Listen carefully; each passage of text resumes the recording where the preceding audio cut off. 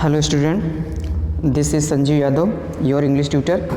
आज हम ट्रांसलेशन की जो कि टेस्ट वीडियो है, चौथी वीडियो लेकर आए हैं, प्रेजेंट परफेक्ट कंटिन्यूअस टेंस। और जैसा कि आपको पता ही होगा, जो कि बोर्ड एग्ज़ाम में बहुत इंपॉर्टेंट है, और specially for 10th class and 12th class. जैसा आप जानते हैं कि 10th क्लास में आपका ये 4 मार्क्स का बनता है और 12th क्लास में आपका 10 मार्क्स का बनता है। साथ ही साथ ये आपके जो है इंग्लिश सिंटैक्स और वॉइस और जो है आपका नरेशन में बहुत बड़ा जो है रोल प्ले करता है। सो आप लोग इस वीडियो को ध्यान से देखिएगा और पसंद आए तो लाइक, सब्सक्राइब, शेयर ज़रूर कीजिएगा। तो बढ़ते हैं अपने इस जो है वीडियो के साथ। तो present perfect continuous tense, present perfect continuous tense है क्या, आखिर इनको कैसे पहचानेंगे या फिर इनको इसमें होता क्या है। तो मैं आपको बता दूं, इसमें जो आपने हेडिंग देखी प्रेजेंट परफेक्ट टेंस, पहला आपने देखा परफेक्ट और दूसरा देखा आपने कंटिन्यूअस। परफेक्ट कंटिन्यूअस जिसका होता है वर्तमान पूर्ण अपूर्ण काल। कहने का मतलब इसके इस हेडिंग से यह स्पष्ट होता है कि कुछ चीज़ें पूर्ण हो चुकी हैं और कुछ चीज़ें अपूर्ण हो चुकी हैं। कहने का मतलब कुछ कार्य इसमें पूरा कर दिया जा चुका है और कुछ कार्य अभी जारी है। देखते हैं कैसे है इसमें, तो ध्यान देते हैं इसकी पहचान क्या है। इस प्रकार के वाक्यों के क्रिया के अंत में रहा है, रही है, रहे हैं इत्यादि शब्द आते हैं तथा साथ ही साथ काम के जारी होने का समय भी दिया रहता है। स्टूडेंट, आपको यहाँ प्रॉब्लम हो रही होगी कि सर ये जो हमने बताया है पहचान, यही प्रेजेंट कंटिन्यूअस टेंस की भी पहचान थी। हाँ थी, मैं मानता हूँ, लेकिन उसमें से एक छोटा सा डिफरेंस है, उसमें समय नहीं दिया जाता है, मतलब उसमें काम जारी होने का समय नहीं दिया रहता है और इसमें काम जारी होने का समय दिया रहता है। अगर मैं आपको कहूँ कि आप जो है 1 घंटे से अपनी अंग्रेजी की किताब पढ़ रहे हैं, मैं इस सेंटेंस को आपको बताता हूँ तो आप इस सेंटेंस से क्या पता करते हैं।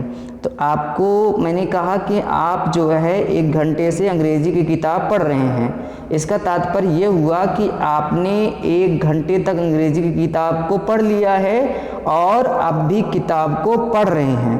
कहने का मतलब 1 घंटे का जो काम था वो हमारा कंप्लीट हो चुका है और जो आगे बचा हुआ काम है वो हमारा काम जारी है। इसीलिए इसको हम बोलते हैं पूर्ण अपूर्ण काल। अगर अभी वर्तमान समय में ऐसा कर रहे हैं तो आपका प्रेजेंट परफेक्ट कंटिन्यूअस टेंस, और यही सेम इवेंट अगर आपका जो है पास्ट में होता है तो पास्ट परफेक्ट कंटिन्यूअस टेंस होता है।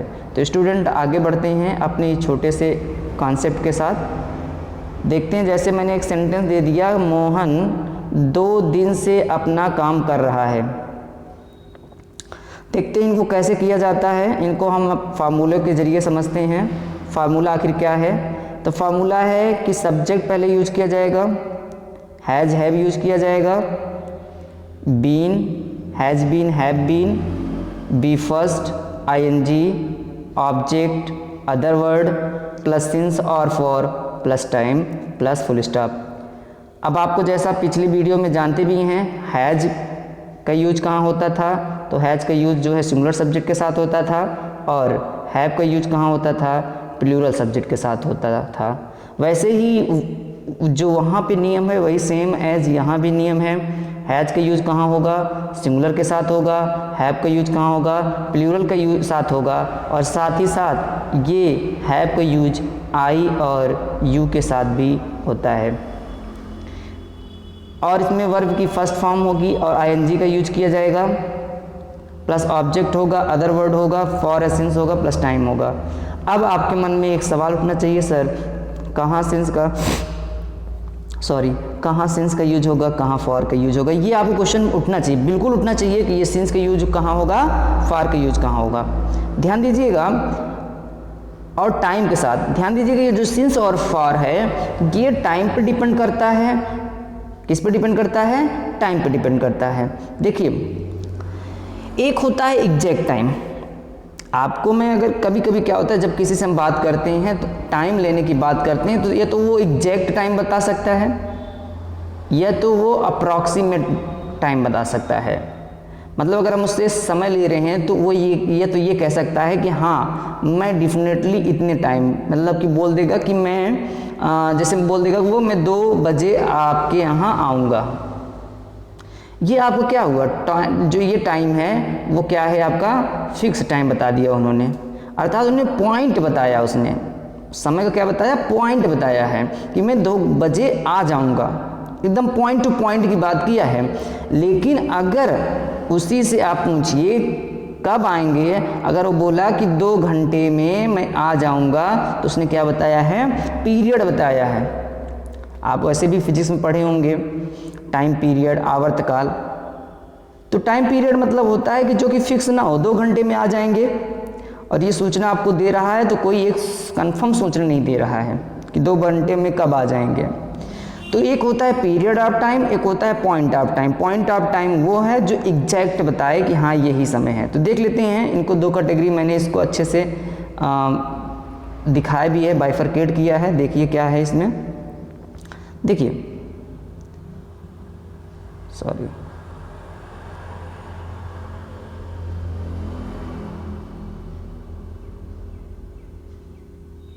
देखिए पॉइंट ऑफ टाइम में जैसे कहीं लिखा हो मॉर्निंग, आफ्टरनून, इवनिंग, ये आपको क्या है, पॉइंट ऑफ टाइम है। अगर वहीं कहीं लिखा हो 3 आवर, 2 आवर, ये सब क्या है आपका पीरियड ऑफ टाइम है।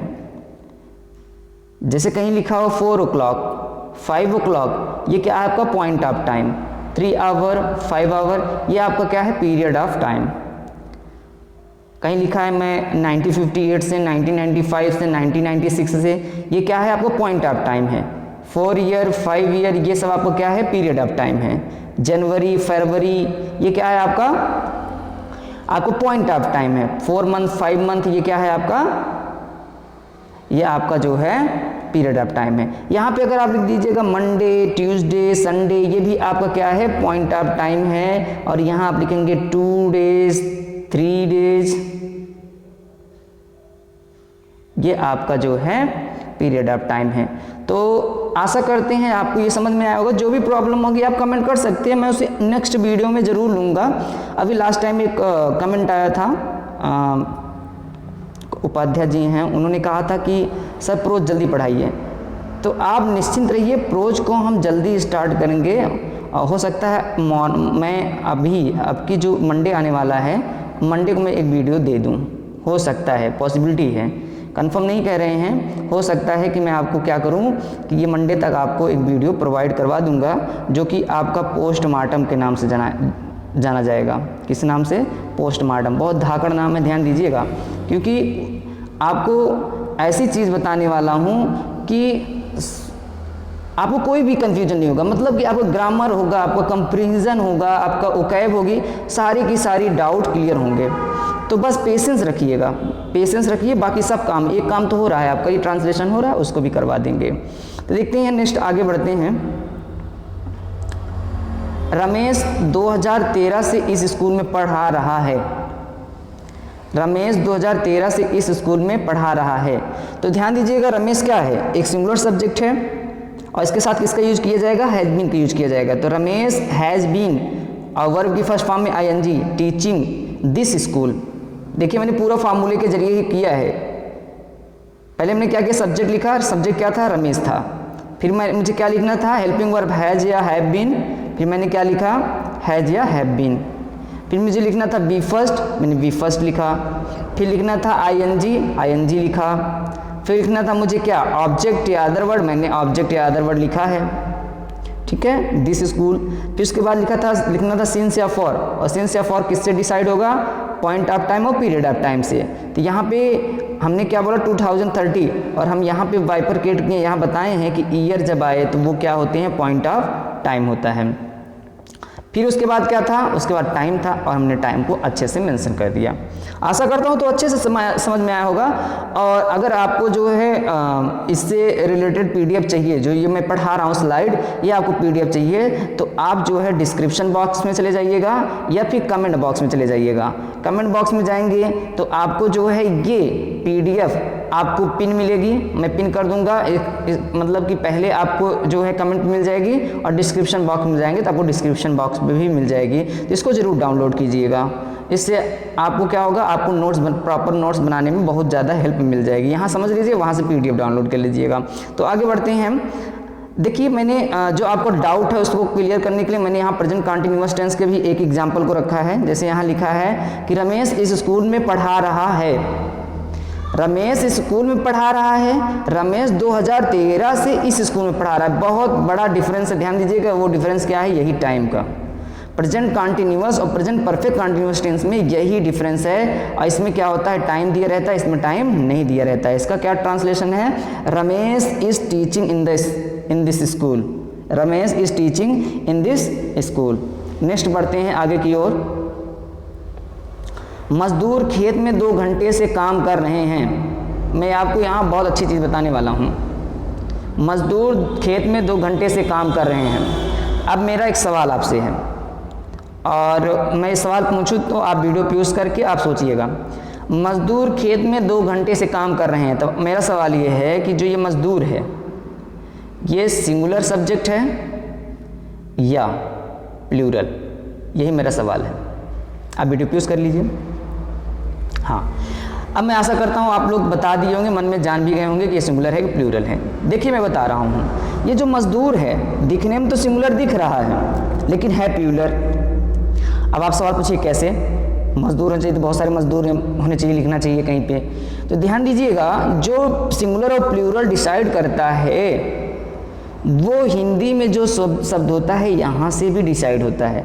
अगर कहते हैं मजदूर खेत में 2 घंटे से काम कर रहा है तो क्या हो जाता आपका, सिंगुलर हो जाता। लेकिन यहाँ कर रहे हैं, ये बहुत इंपॉर्टेंट चीज़ है। अध्यापक पढ़ा रहे हैं, अध्यापक पढ़ा रहा है। कंफ्यूजन होती है और हम ट्रांसलेट भी करके चले जाते हैं। जहाँ प्लूरल रहता है वहाँ सिंगुलर का यूज कर लेते हैं, जहाँ सिंगुलर होता है वहाँ पे प्लूरल। रहे हैं ये क्या शो करता है, प्लूरल शो करता है। देखिए यहाँ पे देखिए पढ़ा रहा है, यहाँ क्या शो करता है, सिंगुलर शो करता है और यहाँ पे क्या शो करता है, प्लूरल। तो आप कभी भी ट्रांसलेट कीजिए, ये जरूर ध्यान से देखिए, रहे हैं कि रहा है कि रही है। अगर यहाँ से स्पष्ट नहीं होता सिंगुलर प्लूरल तो यहाँ से स्पष्ट जरूर होगा। तो क्या समझ गए कि मजदूर यहाँ पे प्लूरल है। इसका ट्रांसलेशन देख लेते हैं, क्या ट्रांसलेशन। देखिए हाँ, ये मैं यहाँ ट्रांसलेट करके दिखाया भी हूँ। The worker has been working the field for 2 hour. यहाँ पे इन होना चाहिए, सॉरी इसके लिए, in the field. The worker has been working in the field for 2 hours. अब देखिए यहाँ गलती क्या है, यहाँ पे वर्कर्स होना चाहिए। आगे देखते हैं, एक चीज मैंने क्या लिखा है, the worker have been working in the field for 2 hours. Next बढ़ते हैं।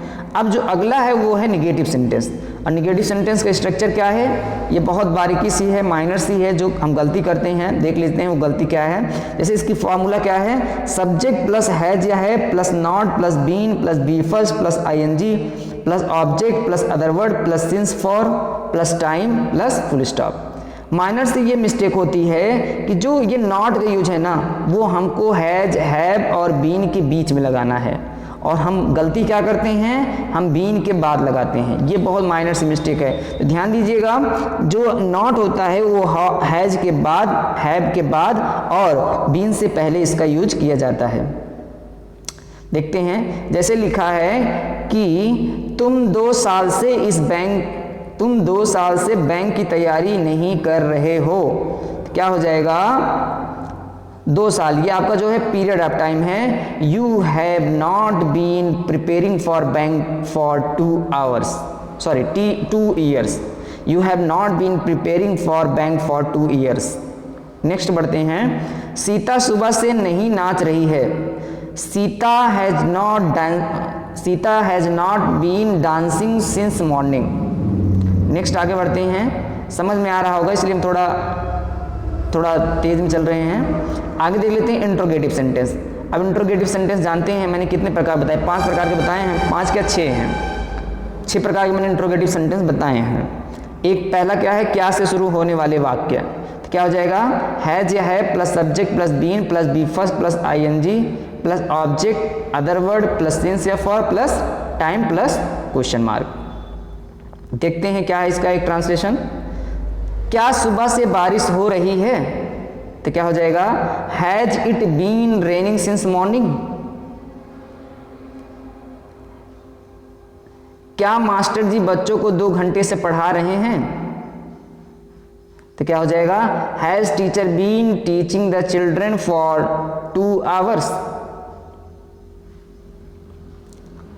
अब देखते हैं प्रश्नवाचक शब्द मध्य में आने पर इसका स्ट्रक्चर क्या बनता है, क्वेश्चन वर्ड प्लस हैज और have plus subject plus been plus V first plus ING plus object plus other word plus since और for plus time plus question mark. मतलब यहाँ पे आपको क्वेश्चन वर्ड को पहले ही लिखना है।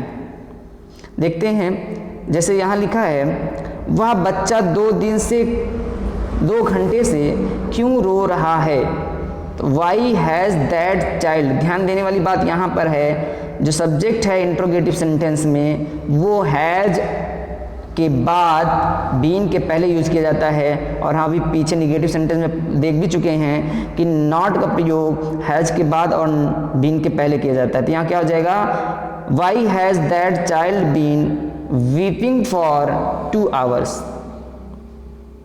ये बहुत बारीकी सी चीज़ है, इसमें गलती मत कीजिएगा। जो सब्जेक्ट होता है हैज या हैव के बाद बीन से पहले किया जाता है। तुम 2 घंटे से क्या कर रहे हो, what have you been doing for 2 hours.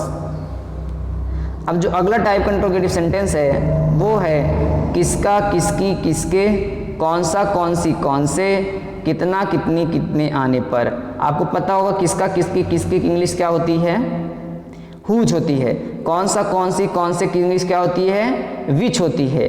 कितना, कितनी, कितने की इंग्लिश क्या होती है, हाउ मेनी और हाउ मच होती है। तो क्या हो जाएगा formula, question word plus noun plus has और have plus subject plus been plus V first plus ING plus object plus other word plus since और for plus time plus since और for plus time. देखते हैं, जैसे यहाँ मैंने एक sentence लिखा है, किसान 2 घंटे से किसके खेत को जोत रहा है, तो क्या हो जाएगा, whose field has the farmer been ploughing for 2 hours. ध्यान दीजिएगा, यहाँ जोत रहा है इसलिए मैंने देखा यहाँ सिंगुलर है, इसलिए मैंने क्या लिखा, whose field has the farmer been ploughing for 2 hours. Next आगे बढ़ते हैं।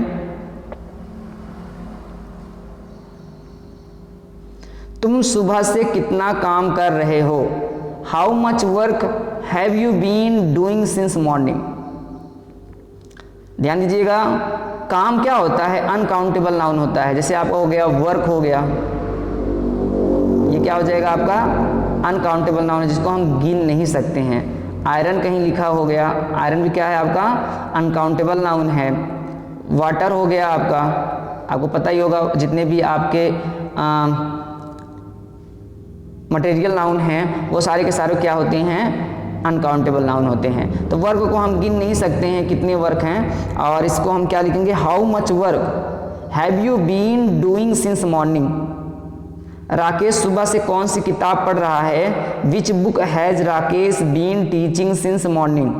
ध्यान दीजिएगा बच्चों, यहाँ पे जो बुक है, बुक बोले तो यहाँ पे जो नाउन है, कई सारे सेंटेंस में नाउन नहीं होता है। अगर नाउन नहीं होता है तो उससे घबराने की बात नहीं है। बस आपको क्या करना है, यहाँ इमेजिन कर लेना नाउन है ही नहीं, बाकी ट्रांसलेट कर देना। कहीं भी लिखा रहे नाउनर है, बाकी ऐसे ही लिख देना। आप विच लिख देंगे, हैज लिख देंगे, प्लस सब्जेक्ट लिख देंगे, ये सब सारा काम कर देंगे, नाउन नहीं लिखेंगे जिस सेंटेंस में नाउन न रहे। ठीक है, आगे बढ़ते हैं। कौन या किसने आने पर, who has been plus V first plus ING plus object plus other word plus since और फॉर प्लस टाइम। देखते हैं क्या है, तुम्हें 4 साल से अंग्रेजी कौन पढ़ा रहा है, तो who has been teaching you English for 4 hours. Sorry 4 year, 4 year, who has been teaching you English for 4 years, तुम्हें 4 साल से अंग्रेजी कौन पढ़ा रहा है। अब आप बढ़ते हैं अगले टाइप की ओर। वो टाइप क्या है देख लेते हैं, इंट्रोगेटिव निगेटिव सेंटेंस। तो आप जनरली पिछले वीडियो भी 3 ट्रांसलेशन में बताते आए हैं, सब्जेक्ट के बाद नॉट का प्रयोग, सॉरी सब्जेक्ट के बाद, मैंने इस यहाँ गलत कर दिया यार, यहाँ पर लेना चाहिए था सब्जेक्ट के बाद नॉट का प्रयोग किया जाता है, किंतु कौन या किसने आने वाले वाक्यों में हेल्पिंग वर्ब के बाद नॉट का प्रयोग किया जाता है। जैसे लिखा है who has not been plus V first plus ING plus object plus other word plus since या for plus time plus question mark. देख लेते हैं, तुम उस बूढ़े आदमी पर 2 घंटे से, उस बूढ़े आदमी की 2 घंटे से मदद क्यों नहीं कर रहे हो। तो क्या हो जाएगा, why have you not been helping that old man for 2 hours. Next देख लेते हैं, बंदर को 2 घंटे से कौन नहीं चिढ़ा रहा है। Who has not been teaching the monkey for 2 hours. तो स्टूडेंट, आशा करते हैं आपको ये हमारा ट्रांसलेशन का चौथा part present perfect continuous tense पसंद आया होगा। And if you want to visit our coaching, if you want to attend my physical class, then contact to my address, to my coaching address, growth yoga classes, Prithviganj market, Pratapgarh, UP, और you can contact at my numbers, mobile numbers 8381847059, and second is the number of Ashish sir numbers, so you can visit to my coaching.